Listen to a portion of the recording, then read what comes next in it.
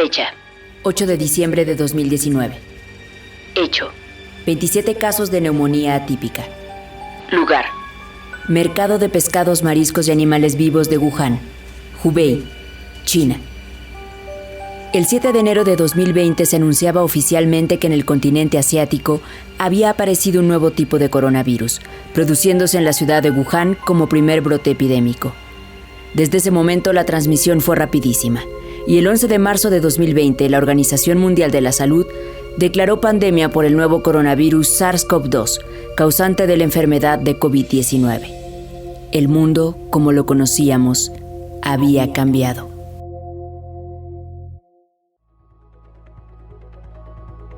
Y si 2021 fue un regreso tentativo a las reuniones en persona y los eventos sociales, 2022 se sintió como un restablecimiento un poco más seguro de la vida de antes. Por su parte, las noticias relacionadas con el COVID-19 se centraron en las múltiples variantes de este virus, mientras que otra información que sigue sucediendo en el mundo empezó a tomar espacio. En Cucumats in the Jungle hacemos un recuento a forma de anuario de las noticias que consideramos más importantes en los terrenos de la antropología y los estudios culturales de 2022. Como siempre, recuerden que estas pasan por nuestros gustos, juicios, prejuicios y toda nuestra subjetividad. Así que... ¡Salud! Enero. El 2 de enero fallece Richard Leakey, paleoantropólogo keniano, director del Museo Nacional de Kenia, hijo de Mary y Louis Leakey.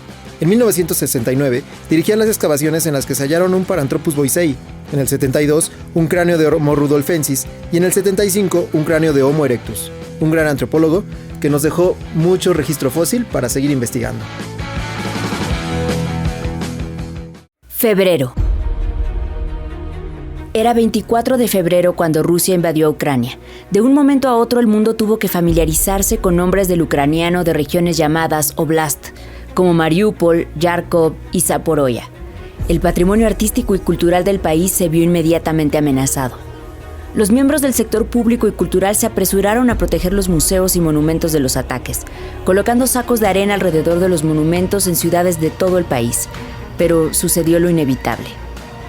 Este año será recordado como el año del inicio de una de las peores guerras en Europa desde la Segunda Guerra Mundial, una invasión sin precedentes en 70 años en esa región del planeta.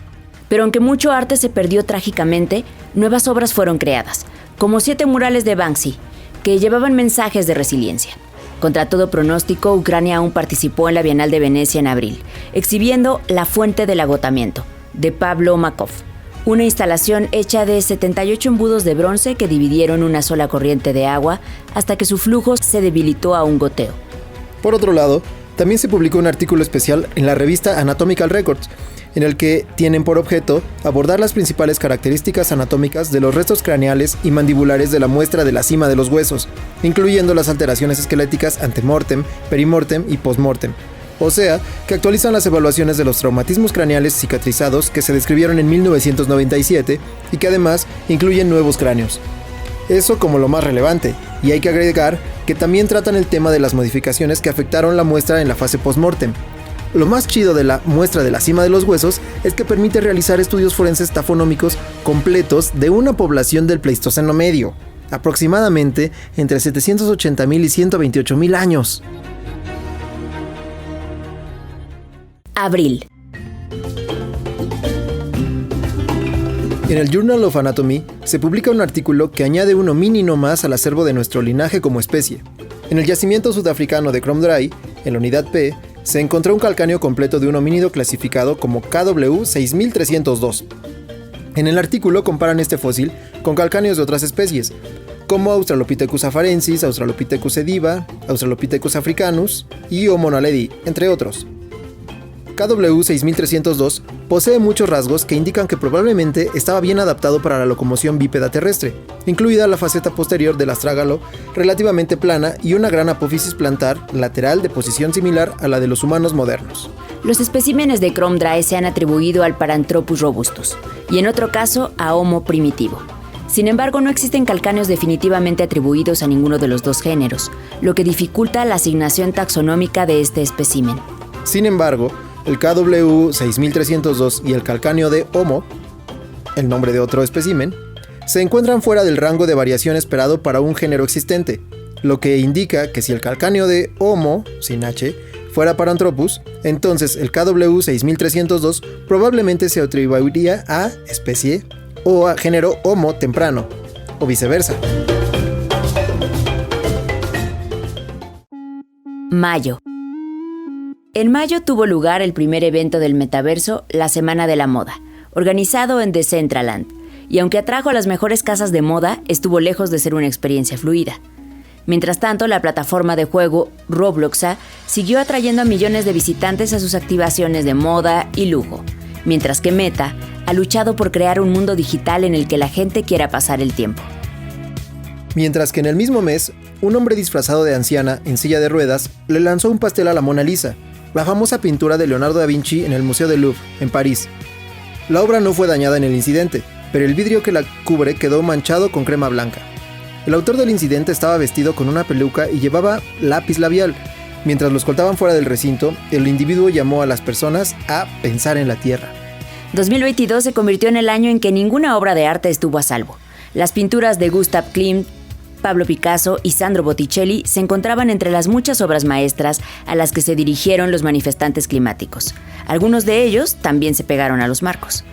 El grupo británico Just Stop Oil, que espera detener futuras licencias para la producción de combustibles fósiles, estuvo detrás de un puñado de acrobacias, incluido un ataque con sopa de tomate a Los girasoles, de Vincent Van Gogh. Y los activistas climáticos de toda Europa hicieron lo mismo.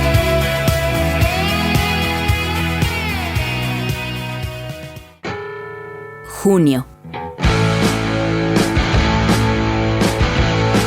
El 30 de junio, se encuentra en el nivel TE7 de la cima del elefante en los yacimientos de Atapuerca varios fragmentos de maxilar que forman parcialmente una cara humana. Julio. El 8 de julio, en el aniversario del hallazgo de los primeros restos humanos que permitieron definir a la especie Homo antecessor, se presentaron los fragmentos que mencionamos antes, y que se estima que pueden alcanzar los 1.4 millones de años, tomando como referencia el nivel TE9, que está fechado entre 1.1 y 1.3 millones de años, y esto lo vuelve uno de los fósiles más antiguos de Europa Occidental. Conste que no el único, pero sí uno de los más antiguos, a reserva de lo que digan los análisis en los próximos meses. Mientras que Fantasmones Siniestros, obra de Frida Kahlo, fue quemada por un coleccionista privado de nombre Martin Moravec, quien señaló su intención de llevarla al metaverso como una serie de tokens para su venta, donde una parte de las ganancias serían donadas a recintos artísticos, así como a asociaciones y organizaciones nacionales e internacionales.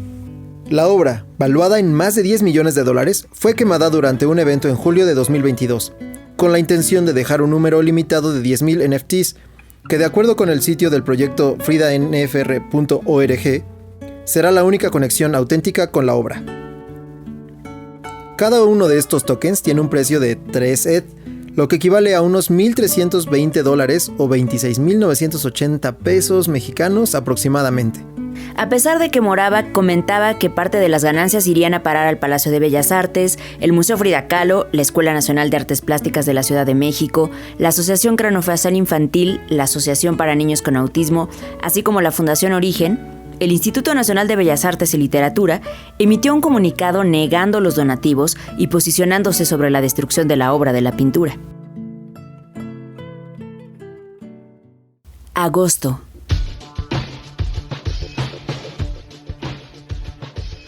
El bipedalismo se considera como uno de los rasgos diagnósticos para la clasificación de los homínidos, y en agosto se publicó un artículo en Nature en el que se presentan pruebas del esqueleto postcraneal de un Sahelanthropus chadensis, en el que se aportan nuevos datos sobre el bipedalismo en las primeras etapas de la historia evolutiva de los homínidos. Estos datos también sugieren que los homínidos ya eran bípedos desde hace unos 7 millones de años, pero que también la trepa arbórea era parte del repertorio locomotor. Y también en noticias paleantropológicas. Tras 40 años de investigación en el increíble yacimiento de Abric-Romaní, encontraron 4 fragmentos humanos de parietal, temporal y cigomático, que se suman a la enorme cantidad de información que ha aportado este yacimiento. La temporalidad de este hallazgo está estimada en 60,000 años, pero habrá que esperar a las dataciones y publicaciones para poder estar seguros sobre esta información. Septiembre. En septiembre, el cabello se convirtió en parte integral de la protesta política, ya que los manifestantes de todo el mundo se cortaron el suyo para denunciar la muerte de Mahsa Amini, una mujer iraní de 22 años que murió en la capital de Irán, Teherán, luego de ser arrestada por la policía moral del país por supuestamente no usar el hijab correctamente. El acto desafiante de cortar el cabello y quemar hijab en las calles cuestionó directamente las reglas opresivas del régimen para las mujeres, que incluyen el uso obligatorio de este velo en público. En solidaridad, los artistas respondieron de muchas maneras, con ilustraciones compartidas de forma viral en las redes sociales, como un mural de Marge Simpson cortando su famosa colmena azul.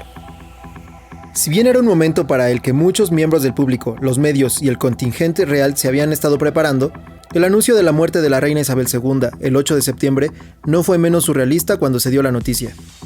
Dominando los titulares de todo el mundo, durante los días entre su muerte y el funeral real, su legado fue elogiado con una especie de profundidad y abundancia reservada para unas pocas figuras históricas. Como la monarca reinante más antigua de Gran Bretaña y un símbolo de estabilidad, diplomacia y aplomo, fue celebrada por sus discursos de convocatoria, su apoyo a las artes y la cultura, su indumentaria y mucho más.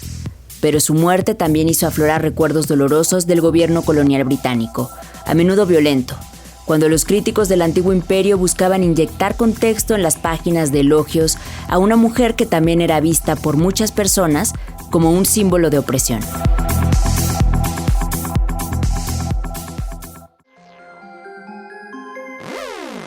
Octubre. En otras partes del mundo, los artistas utilizaron su oficio para rebelarse contra los gobiernos y sus respectivas políticas. En octubre, el graduado de la Escuela de Arte de 28 años, Xisheng Wu, se dirigió a Times Square en Nueva York envuelto en trajes de materiales peligrosos de 27 capas para criticar la implacable política de cero COVID de China. La política de cero COVID implementada por China nació del esfuerzo por controlar el brote inicial en la ciudad de Wuhan. Las personas que tienen el virus son aisladas o enviadas a hospitales, según la gravedad de su caso. Cualquier persona que se considere que haya tenido un contacto cercano, lo cual puede definirse de manera muy amplia, también es aislada. Cuando los brotes se consideran suficientemente graves, el gobierno puede confinar ciudades enteras, como sucedió con Shanghái durante casi 2 meses esta primavera. Los viajes a China siguen estando muy limitados, aunque el periodo de cuarentena para quienes llegan del extranjero se ha reducido a la mitad, a 7 días, seguido de 3 días de aislamiento domiciliario. Se exige el uso de una aplicación de rastreo para ingresar a lugares públicos que emite códigos de salud al estilo de un semáforo. Por lo que cruzarse con una persona infectada o visitar una zona considerada de alto riesgo puede causar que el código de salud de alguien cambie de verde, que significa estar seguro, a amarillo, lo que podría requerir cuarentena o la aplicación exhaustiva de pruebas. Noviembre. Las subastas regresaron a lo grande, con algunas de las ventas más caras registradas. En noviembre, la colección de arte del difunto cofundador de Microsoft, Paul Allen, con obras de Seurat, Vincent van Gogh y Cézanne, se vendió por más de $1.600 millones, la mayor venta de un solo propietario en la historia de las subastas. ¿Y cómo dejar de lado el Mundial de Fútbol de Qatar?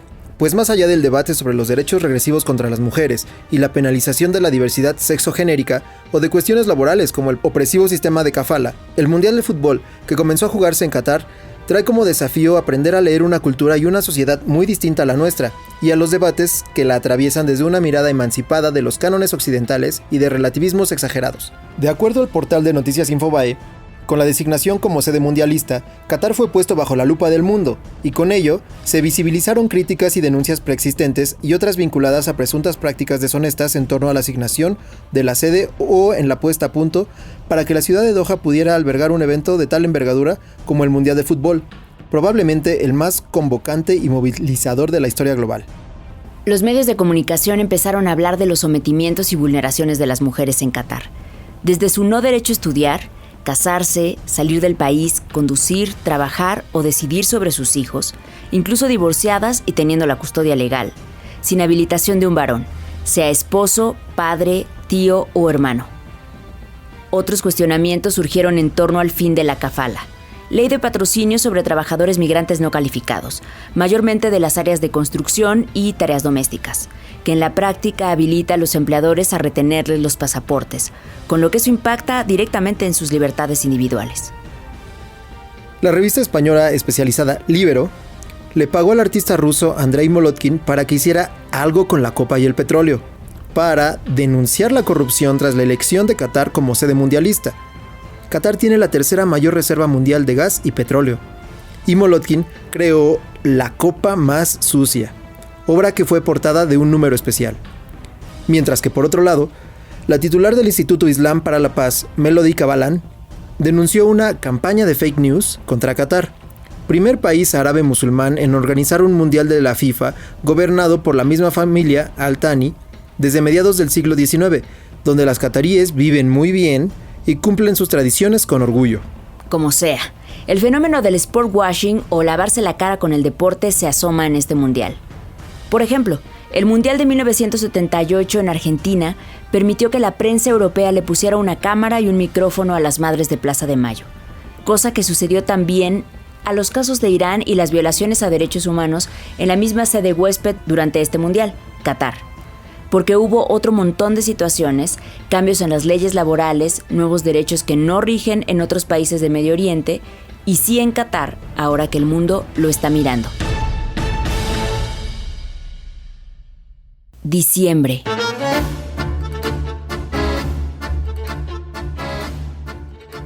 Cada año, el diccionario de la Real Academia de la Lengua tiene 1,000 millones de consultas. Este 21 de diciembre fue presentada la versión 23.6 para su versión en línea. En ella se incluyeron 280 nuevas palabras como cyberpunk, portuñol, conspiranoia, entre otras. Se adecuaron etimologías y se incorporaron acepciones ambientales y tecnológicas, además de las relativas al género, como micromachismo, u otras más divertidas como mamitis, el excesivo apego a la madre. Será en 2026 cuando se presente la versión número 24 en formato físico. Mientras que en América Latina, específicamente en Buenos Aires, Argentina, se llevó a cabo el 6º Congreso de Estudios Postcoloniales y 8ª Jornadas de Feminismo Postcolonial, cumpliéndose 10 años desde el primer congreso, uno de los más importantes de este tipo en Latinoamérica, y Jungle estuvo ahí, pero de eso nos contará la próxima vez.